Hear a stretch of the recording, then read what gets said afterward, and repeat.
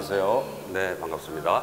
갤러리 브레송에서 지금 원더랜드 쿠바전을 하고 계시잖아요. 네네네. 네네. 처음에 사진을 시작하게 된 계기가 궁금해요. 네, 많이들 물어보는 질문 중 하나인데요.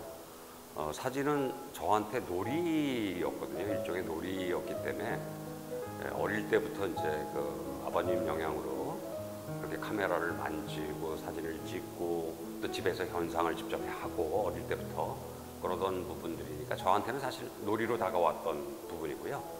제가 이제 오랜 시간 동안 사회생활을 하고 공직생활을 하고 나서 본격적으로 다시 사진의 매력에 빠져가지고 다시 작업을 한 지는 한 10년 정도 됩니다. 네, 뭐 그 사이에 손을 놓고 있었던 건 아니고요.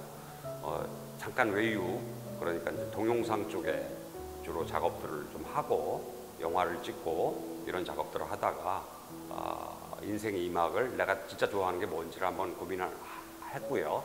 그 고민의 결과로 제가 이제 이 사진이라는 걸 택해서 작업을 하고 있다라고 보시면 되겠습니다. 사진에 특별한 매력이 있을까요?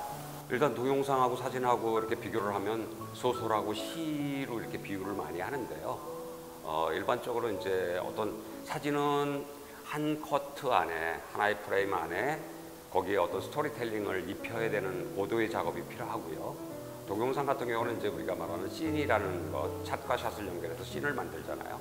그 씬과 씬들이 이어지면서 어떤 하고 싶은, 즉 감독이 하고 싶은 이야기를 끌어간다 그러면 사진 같은 경우에는 혼자서 오롯이 혼자서 한 장 내에 함축적 의미를 넣어야 되기 때문에 그런 부분들의 장단점이 좀 있죠. 사진의 매력은 일단 우리가 말하는 그 순간성, 그러니까 시간과 공간 속에서 눈앞에 잠깐 나타났다 사라지는 환영이라는 부분들을 이미지로 기록해내서 거기에 어떤 자기 생각과 이야기를 담을 수 있다는 게 장점이죠. 네네. 그런 매력 때문에 사진을 하고 계십니다. 네네. 쿠바를 소재로 하셨는데 어떤 그런 특별한 매력이 있을까요? 쿠바에? 뭐 제가 이제 여러 나라를 돌아다녀 보지만 쿠바는 기본적으로 이제 섬나라가 갖고 있는 독특한 문화라는 게 있어요. 섬나라이기 때문에 독특한 문화고 또 인종이 보시면 스페인계의 화이트와 아프리카계의 블랙, 그 다음에 아시아, 특히 중국이에요. 중국의 사천성에서 많은 부분들이 초기에 그 노동자로 유입이 됐었거든요. 사탕수수밭에. 그래서 이제 옐로우, 그 다음에 그 지역에 살던 원주민, 이걸 레드라고 얘기를 합니다. 그래서 4세계 인종이 어우러지면서 뭐랄까 인종차별이 없는 나라거든요. 어우러지면서 서로 간에 어떤 그 이해를 하는 상태로 문화를 만들어 나가고 있어서 좀 매력적인 나라입니다. 그래서 물론 이제 그거 외에도 다양한 매력적인 부분들이 있겠지만 기본적으로는 이제 그 섬이 갖고 있는 고유한 문화, 그리고 이제 각 인종별로 있는 문화가 혼재된 상태에서 새로운 문화를 만들어냈기 때문에 아마 제가 이제 그 쿠바 사진전을 여는 이유 중에 한 가지는 그 제 시각을 문화적 연대기라는 개념으로 재단한 사진전이라고 보시면 됩니다. 네네. 그러면 그 쿠바의 독특한 그런 문화를 담고 싶으셨던. 그렇죠. 이제 그 밑 저변에 있는 지금 국내에서 이제 쿠바 사진전을 많이 작가들이 하셨어요. 그런데 대부분이 이제 거리 프로젝트라 그래가지고 이렇게 눈앞에 보이는 것들이 위주라 그러면 저는 이제 2번의 쿠바 여행을 거쳐서 조금은 깊고 조금은 더 그 내면에 있는 거, 그들의 밑바탕에 깔려 있는 정서를 새로운 문화적 현상으로, 그러니까 뭐라 그럴까요? 이렇게 문명 사회에서 한 50년 뒤로 갔을 때 느껴지는 그런 감각적인 부분들을 재재단했다라고 보시면 되겠습니다. 네네. 네. 제가 보면은 지금 사진을 보면 굉장히 화려한 모습과 그리고 일상의 그런 모습들을 분류를 해서 전시를 하셨어요. 네네. 이런 것들도 그런 차원에서. 예. 이 전체적인 이야기는 지금 5개 섹션으로 이루어져 있습니다. 사진전이. 그래서 이제 면마다 섹션에 대한 부분들은 좀 고민을 했고요. 그 다음에 이제 기본적으로는 이 사회주의 국가이기 때문에 이 사회주의 국가에서 오는 부분과 그 다음에 일반적으로 우리가 겉으로 보여지는 쿠바, 그 다음에 쿠바인들이 갖고 있는 정서, 이거 자체가 하나의 흐름을 타면서 전체적으로 이야기를 하고 있다고 보시면 되겠습니다. 그럼 이번 전시회가 그런 기획이 됐다라고. 그렇죠. 이번 전시의 컨셉은 사실 이문열 작가의 익명의 섬이라는 데서 사실은 그 아이디어를 좀 얻어가지고요. 익명의 섬이라는 것 자체를 소위 말해서 우리가 익명성을 얘기를 해요. 그래서 여행자도 익명을 뭐 그들하고 서로 아는 사이가 아니기 때문에 여행자도 익명성이고 거기에 사는 사람도 여행자 입장에서 보면 익명성을 가진 사람들입니다. 그랬을 때 그 익명성이라는 걸 기본으로 해가지고 쿠바의 어떤 문화, 예술, 경제에 대한 부분들을 같이 건드렸어요. 그래서 기본적으로 이제 섹션 2에서는 브로컨 타입 슈즈라 그래가지고 떨어진 신발. 이게 이제 경제적으로 되게 여기가 이제 국민소득이 1인당 월 급여가 평균 급여가 25불이에요. 25달러이기 때문에 그러면서도 그들이 그 작은 빈곤함 자체를 안 느끼거든요. 행복 지수가 좀 높다라고 봐야 되겠죠. 그래서 과연 우리 사회에 있어서 금전적인 부분을 많이 가져야 행복한 것이냐, 그렇지 않다라는 것 자체가 이제 이들을 통해서 보여주고 있는 거죠. 네. 그러면 그 안에서 그러한 어떤 소재를 뽑아내셔서 하셨을 것 같은데. 네, 이제 집중을 이제 하는 거죠. 뭘로 잡으신 건가요? 일단은 사람이죠. 어차피 이제 주축이 되는 게 모든 사람이기 때문에 기본적으로 그 사람들의 움직임 속에서 나타나는 찰나생이라고 얘기를 해요. 그리고 그 사람이 조금 움직여버리면 없어지는 찰나멸이라고 얘기를 하는데 찰나생과 찰나멸 사이에 내가 그 순간 샷타를 눌러서 그대로 환영 자체를 담아놓고 그 담겨진 환영이 어떤 이야기를 할 수 있게끔, 그러니까 제가 생각하는 이야기를 해주기를 바라면서 모양을 잡은 거죠. 나는 여기에 너무 애정이 가고 다음에 이 전시회를 이 나라를 통한 전시를 하고 싶다라거나 뭐 이런 네네. 나라가 있을까요? 물론 이제 국내에서도 사실 사진 작업을 많이 하는데요. 아무래도 국내 환경보다는 해외 환경이 사진적으로 접근하기가 쉽기 때문에 소위 얘기해서 자기와 다르다라는 다른 나라 사람들인 경우는 우리가 인식을 해주잖아요. 관대해지거든요. 근데 이제 같은 나라 사람들끼리는 관대하지가 않단 말이에요. 이제 그런 부분도 좀 있고요. 제가 이제 꽂혀가지고 좀 여러 번 간 나라는 라오스를 좀 여러 번 갔어요. 4번 갔었는데요. 이제 남들이 다니는 그런 관광지를 다니는 게 아니고 저희 같은 경우에는 가장 가서 기억에 남는 지역은 라오스의 루앙남타라는 지역이 좀 156개 소수 부족이 사는 지역입니다. 그래서 제가 이제 그 중에 8개 부족을 집중적으로 촬영을 한 적이 있어요. 그럼 그 안에 다 8개 부족이 있는 거예요? 그렇죠.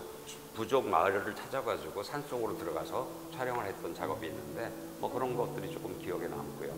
그 중에서도 따이땡족이라고 그 부족이 있는 소수민족 부족이 있는데 거기 분들이 너무 순박하고 또 너무 아름다워가지고 뭐 할머님마저도 너무 그게 아름다운 그 정이 나오는 부분들이라서 그런 거를 좀 담았을 때 좀 느낌이 좋았었죠. 물론 이제 그 이후에도 뭐 몽골도 괜찮았었고요, 뭐 미얀마도 괜찮고 뭐라 그럴까요? 가는 나라마다 특색이 있으니까 네네 그 자체를 이제 제가 바라보는 시각에서 어떻게 재단하느냐 이제 그게 문제죠. 이번 테마는 사실 쿠바였는데 네. 이번 전시회 때 뭐 특별히 작업 방식이라든지 보여주고 싶던 어떤 그런 특별한 뭐 이런 것들 시간을 네네. 많이 남으셔서 뭔가 신경을 쓰셨을 텐데 네네. 어떤 것들이 있었을까요? 네. 일단은 국내에서 있었던 사진전, 쿠바에 관한 사진전은 대부분의 거리 프로젝트예요. 거리에서 가볍게 만나고, 왜냐면 여기 있는 분들이 굉장히 다양한 표정을 가지고 있고 또 거리도 아름답거든요. 컬러풀하니까 그런 프로젝트가 많은데 이제 여기 있는 사진들은 그렇게 이제 거리 사진이 일부 있고요. 그다음에 쿠바를 상징하는 우리가 올드카나 이런 것도 없습니다. 거의 없고, 물론 이제 그런 거는 하도 좀 아까워서 제가 사진집이 256페이지짜리 사진집을 냈습니다. 네네. 네. 무지 좀 두껍죠. 네. 제가 일단 좀 예. 일단 그 안에 185장의 사진이 4개의 섹션으로 나눠서 들어가 있어요.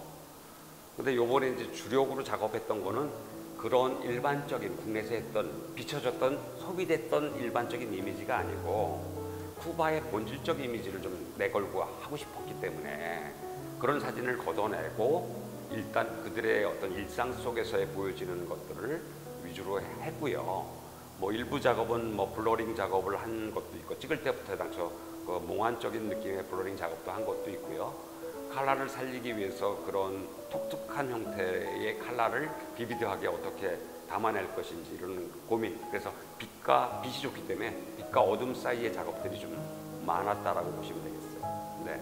이번 전시회에서 아까도 말씀드렸듯이 굉장히 화려한 것도 있고 비비드한 것도 있고 뭔가 색감을 뭐 이렇게 준 것들도 있는데 네. 좀 애착이 가는 작품이 있다라고 하면 어떤 작품일까요? 일단은 제 스타일이 그 여러분들이 아시는 그 사진 하시는 분들은 많이 알겠지만 매그넘 스타일의 스트리트 포토라고 얘기를 해요. 그러니까 거리 사진인데 순간순간 거리에서 정확히 내가 원하는 형태의 모습이 보였을 때 셔터를 눌러서 마치 스냅, 낚아채듯이 그것을 하나의 이미지화시키는 작업을 하는데 이제 그런 사진들이 메인적으로 차지를 하고 있고요.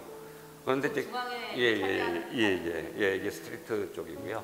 반대로 사실은 이제 감정이 가는 거는 반대편에 있는 그 우리 50년대, 60년대의 그 모습한 시골 모습의 부분들. 그러니까 이제 우리 여행자들이 대부분 가지 않는 지역을 가서 봤던 순수성 있는 그런 향수를 불러일으키는 그런 부분들 사진들이 사실은 더 마음에 남죠. 왜냐면 저런 사진은 한국 사람이 가서 찍질 않았기 때문에. 네네네. 쿠바전 지금 하고 계시는데 네네. 이 전시회도 갑자기 하시게 되셨다고 하셨는데 네. 다음에 전시회를 한다라고 하면 어떤 전시회를 하시고 싶으세요? 다음은 조금 더 뭐라 그럴까요? 제가 이제 가지고 있는 생각 자체를 보여줄 수 있는. 지금은 이제 제가 준비하는 작업 중에 하나가 이제 M 시리즈라는 걸 좀 준비를 하고 있어요. M이라는 건 이제 약자인데 모르모트, 그러니까 뭐랄까 대용품으로서의 삶을 살아가는 그런 부분들이 있기 때문에 그런 쪽을 좀 조명해 보려고. 구체적으로 그게 어떤 건가요? 예를 들어서 피팅 모델이다.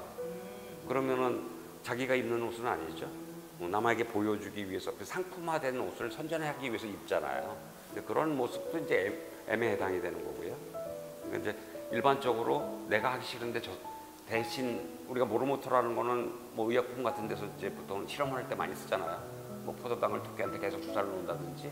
그럼 토끼 입장에서는 과연 그게 합당한 건지를 한번 고민해 보시면 될 거예요. 저도 이 작품 보면서 되게 네. 느끼는 게 많아요. 네. 우리도 똑같은 저런 거를 보는데 왜 저런 사진을 못 만들어낼까? 네. 이제 그런 것들이 작가적 마인드가 없어서 그런 것 같아요. 아무래도 이제 밑바탕에서 내 눈앞에 현혹되는 이미지보다는 전체적으로 그 눈 뒤에 있는 생각과 결합된 이미지를 어떻게 순간적으로 캐치해 올 것인지 뭐 그런 부분들을 고민을 하시다 보면 아무래도 이제 야 저기 뭐 빨간색이야 이뻐 그러고 찍는 게 아니고 빨간색이 상징하는 것은 무엇이고 왜 내가 이것을 찍어야 되고 그러면 이 프레임을 어떤 식으로 조정을 할 것이냐, 롱샷으로 찍을 것이냐, 클로즈업해서 찍을 것이냐, 그리고 왜 이걸 끌어들여서 이야기를 만들 것인지 이런 걸 이제 고민하고 찍는 거죠. 이게 원더랜드 쿠바 네. 책을 내셨어요. 네. 굉장히 두껍거든요. 네.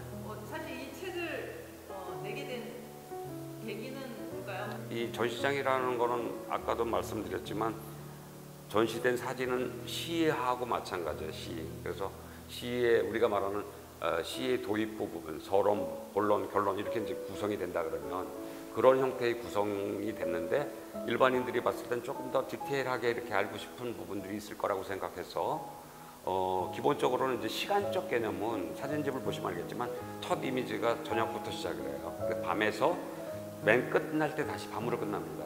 그래서 이제 시간의 횡단을 얘기를 하는 거예요. 시간 자체가 밤에서 시작해서 낮이 되고 아침이 되고 이러고 다시 밤이 됐을 때 그게 이제 우리가 말하는 한 텀이라고 얘기를 하죠. 그 한 텀 안에서 보여주는 짤막한 시간성과 공간은 아바나서부터 시작해가지고 저 이름 모를 시골 동네까지를 제가 이제 산디에고 쿠바까지 갔다 왔는데 서울에서 부산까지 갔다 왔다고 보시면 됩니다. 그렇게 이제 다양한 도시를 거쳐서 가면서 어떨 때는 시골 동네에 들리기도 하고 그러니까 외국인들이 한 번도 못 본 지역에 들어가 보기도 하고 그러면서 이제 공간적 축을 다시 또 움직인 거죠. 그래서 전체적으로 사진집은 시간과 공간이 같이 축이 왔다 갔다 하면서 그 하고 싶은 이야기를 파편적으로 던지고 있다라고 보시면 됩니다. 네. 그거를 연결시키려고 그러면 그것도 쉬운 게 아닐 것 같아요. 보통의 경우는 같은 공간 내에서 그 시간을 움직이는 이런 것들을 네네네네. 많이 하게 그러니까 이제 영상도 보시면은요, 저도 뭐 영화를 전공했지만은 영상을 보시면 시간과 공간 자체를 짧은 시간에 100년을 뛰어넘기도 하고, 자 근데 사진으로서 과연 그렇게 표현을 어떻게 할 것인지에 대해서, 그러다 보니까 이제 그 사진들이 지금 180장 정도가 들어가 있는데 그걸 섹션으로 나누고 전시장에서는 차마 얘기 못할, 그래서 사진 안에는 보시면 알겠지만, 자 쿠바인들의 섬이죠. 섬인데 쿠바는 여행 자유라가 아닌 나라예요. 그러니까 해외로 나가려 그러면 당국의 허가를 받아야 돼요. 예, 허가를 받아야 돼요. 그러면 이제 젊은이들은 열망이 뭘까요? 나가고 싶겠죠. 그러면 이제 나갈 수 있는 방법이 뭐가 있느냐? 자, 스포츠를 잘해서 유명한 야구를 그래서 야구가 센 거예요. 메이저리그로 갔다. 그러면 모든 신분 상승이 달라지죠. 권투를 했다. 그래서 쿠바의 권투가 센 거예요. 그러니까 남성들은 스포츠에 많이 몰입을 하고 있고, 여성들은 예술, 아티스트가 되면 또 해외를 나갈 수가 있죠. 그래서 젊은이들이 그 집중적으로 하고 있는 것 자체가 이 안에 있어요. 그래서 제가 이제 국립 발레 학교도 갔었고, 또 초등학생들이 있는 학교도 방문을 했고, 일부러 여기서 가기 전에 일단은 다 레터를 보내가지고 허가를 받고 가서 찍은 건데, 그다음에 이제 유명한 권투 도장도 갔고, 이런 식으로 젊은이들이 갖고 있는 밑바닥의 열망이라는 것 자체를 다 이 전시장이 좁아서 보여줄 수가 없잖아요. 그런 거를 스토리텔링에서 하나 딱. 예, 그래서 그게 책이죠. 그래서 그래서 책이죠. 네네.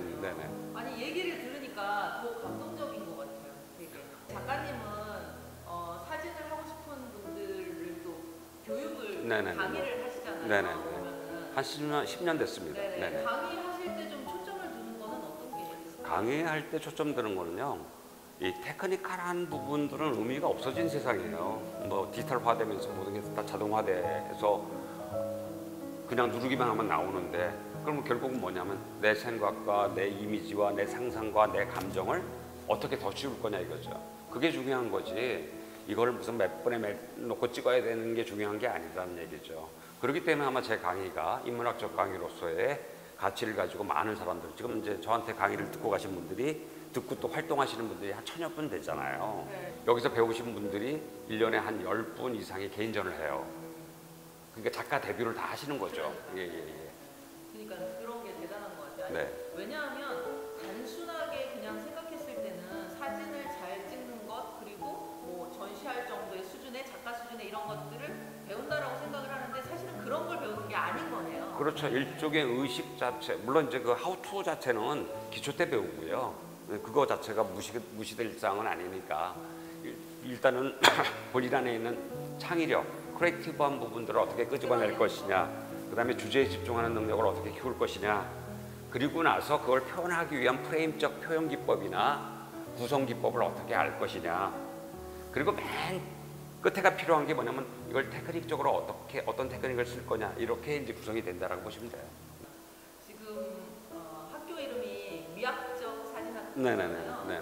되게 이름도 너무 좋은 것 같아요. 그 이름을 짓게 된.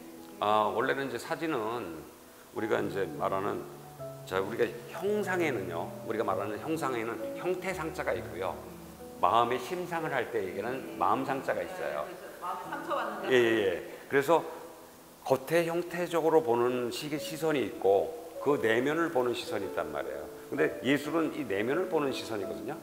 근데 그 내면을 뭔가 밖으로 드러내려 그러면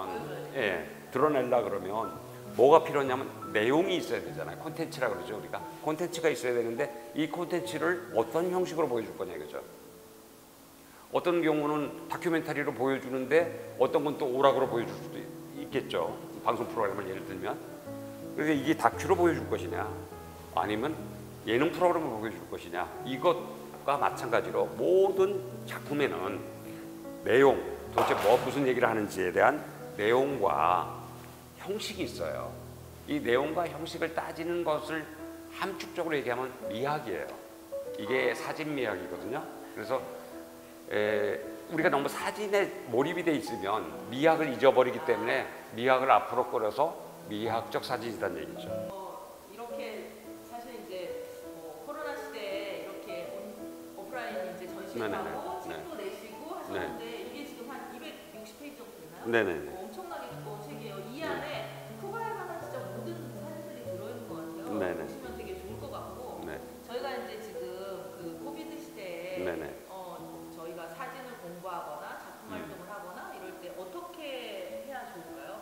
일단은 제가 보기에는 오랜 시간 공부하신 분들도 끝에 1%를 못 채우시더라고. 그 무슨 얘기냐면 어려워. 깨달음 자체가 약한 거예요. 그래서 저희가 사진을 접근을 할 때는 미학적 사진학교에서 접근을 할 때는 인문학적으로 접근하는 거거든요. 애당초. 그래서 사진을 공부하는 게 아니고 디자인을 공부할 수도 있고요. 영화의 미장센을 공부할 수도 있고요. 감독이 어떤 형태로 자기의 세리프를 표현할 것인지에 대한 공부를 하는 거란 말이에요. 이제 그런 식으로 공부를 해놓으면 이제 이건 툴이라는 건 카메라인 것 뿐이지. 예, 그렇게 이제 표현을 해놨는데 이 시대에 오히려 사람들이 겁을 내고 이제 이 집에만 있어야 되니까 이제 이런 시간일수록 사실은 어떻게 보면 슬럼프가 오거든요. 잘못하면 슬럼프가 온다라는 얘기는 오히려 퇴보한다라는 얘기예요. 그래서 이런 시기에는 당초 스타디를 자기가 어떤 좋아하는 것을 좀 집중적으로 공부를 하시면 그게 점프업이 되는데 되게 도움이 되죠. 그리고 그렇죠. 오히려 저 같은 경우도 코로나기 때문에 전시가 된 거지. 제가 늘상 바쁘게 강의 다니고 있으면 이 전시 기획을 집중적으로 할 수가 없었겠죠. 네. 그래서 오히려 이렇게 그런 시기들이 있었을 때는 언택트 시대라고 얘기를 하잖아요. 언택트 시대에는 알맞는 자기 나름대로의 자기 그동안 찍어놓은 작품을 전부 훑어본다든지 앞으로 찍어야 될 것에 대한 구상을 한다든지 이랬을 때 오히려 더 시너지가 나오는 거지. 네. 그냥 힘들다 그래가지고 같이 이렇게 깔아앉아버리고 아무런 아웃풋이 안 나오죠. 시간만 가죠. 그러면은 그런 준비를 사실은 해야 기회가 오는 거겠죠. 물론 이제 준비를 제가 좀 쉽게 하십사 하고 유튜브에 미학적 사진학교 사이트가 있어요. 예, 거기를 보시면 사실 유료 강의 부분도 무료로 오픈을 해놨기 때문에 물론 라이브 강의도 하고 싶고 그런데 이제 조금 더 제가 좀 여유를 찾으면 그런 것들은 진행이 될 거고요. 지금 그 축적되어 있는 콘텐츠라도 보시면 아마 이렇게 생각이 좀 많이 바뀌실 거라고 봐요. 그럼 이 기회 하나씩 단계별로 보게 되면은 자기 안에 이런 것들이 굉장히 그렇죠. 실력이 쌓이는 이제 어느 순간 딱 깨달음이 올 때 이제 그걸 이제 표현을 하시면 되는데 그 깨달음이 오는 건 우리가 말하면 이런 유명한 일화도 있죠. 영감이 안 떠올라. 그러면 피카소 같은 사람은 뭐라고 얘기를 했어요? 영감을 마중 나가라고 얘기를 했거든요.